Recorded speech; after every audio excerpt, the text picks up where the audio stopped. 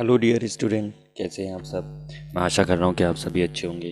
तो लीजिए, हाजिर हैं हम एक बार नई वीडियो लेकर और बेहद ही इम्पोर्टेंट टॉपिक लेकर। मैंने अपनी पिछली वीडियो में आप लोगों को बताया था कि अगर एक बिंदु आवेश है, दो बिंदु आवेश हो, तब हम कूलाम के नियम का प्रयोग करते हैं। मगर अगर दो से अधिक बिंदु आवेश हों तो उनके बीच बल कैसे ज्ञात करते हैं। तो मैंने बताया था अध्यारोपण के सिद्धांत के द्वारा हम ज्ञात करते हैं। तो वही अध्यारोपण के सिद्धांत की आज हम चर्चा करेंगे, ठीक है।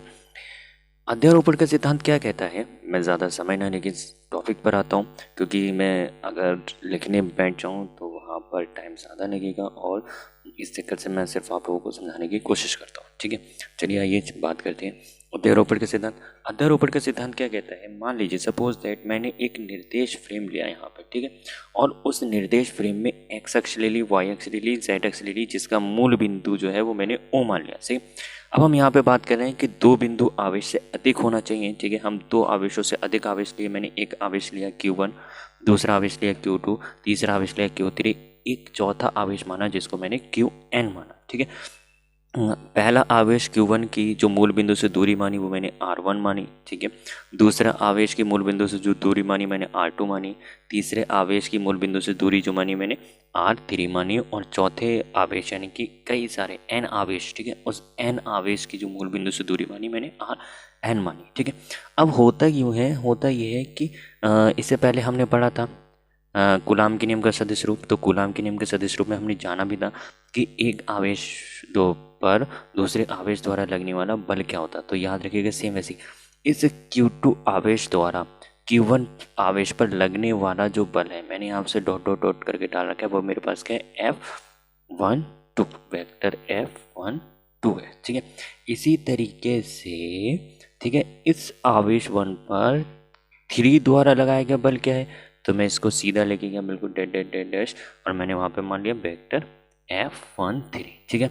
और इसी आवेश Q1 पर आवेश Qn द्वारा लगाया गया बल क्या, मैं नीचे लेके आया डॉट डॉट डॉट, और मेरे पास क्या हो गया, Fn हो गया, ठीक है।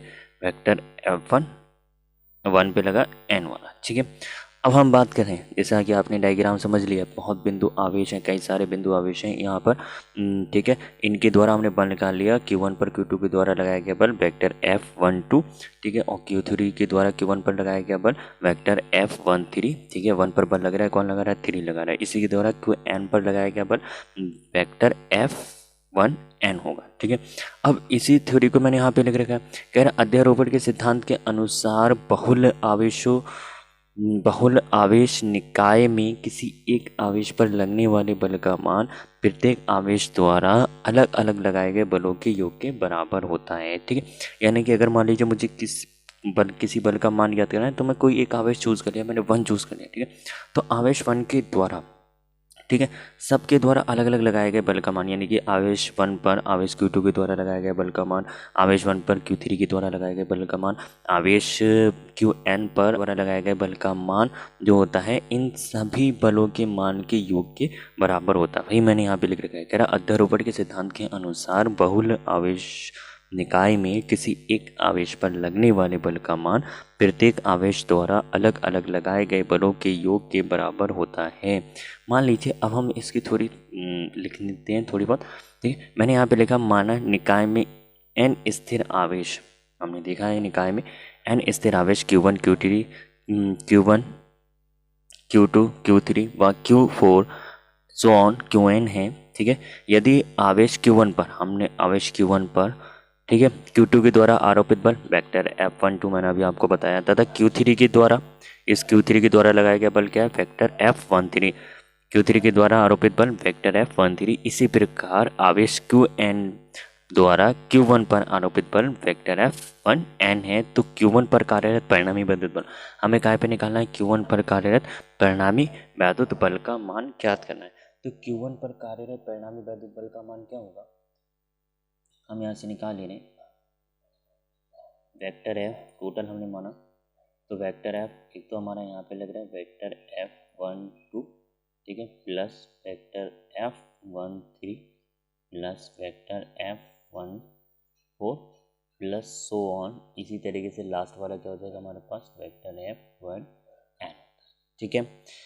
तो इसी तरीके से निकलता है हमारा अध्यारोपण का सिद्धांत ये कहता है कि किसी एक आवेश को चूज कर लीजिए, ठीक है, और उस आवेश पर कार्यरत वैद्युत बल का परिणामी मान जो है वो उस आवेश पर अन्य आवेश द्वारा लगाए गए बल, वैद्युत बल के योग के बराबर होगा, यानी कि vector F is equal to vector F12 plus का वेक्टर F13 प्लस का वेक्टर F14, ठीक है, प्लस सो ऑन प्लस का वेक्टर F1n, यानी कि जितने आवेश होंगे उतना हम वहाँ पे उनका टोटल कर देंगे, ठीक है।